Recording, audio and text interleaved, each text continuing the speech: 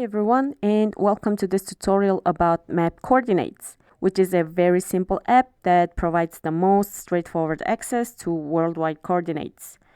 This app is free and currently available on Android. Now let's see how it works. If you single tap on the map, you will see the lat-long coordinates, traditional street address, current date and time, local time zone, and even the elevation. If you want to see the three-word address of a specific location, go to the menu, tap on the settings, and then on coordinate types, and choose what3words. When you go to the map, you will see the three-word address on the top. You can share, save, or navigate to this three-word address by clicking on the three dots on top right corner. And then tap on Get Directions, for example.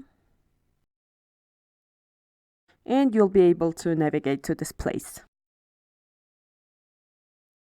Thanks for watching and see you in the next tutorial.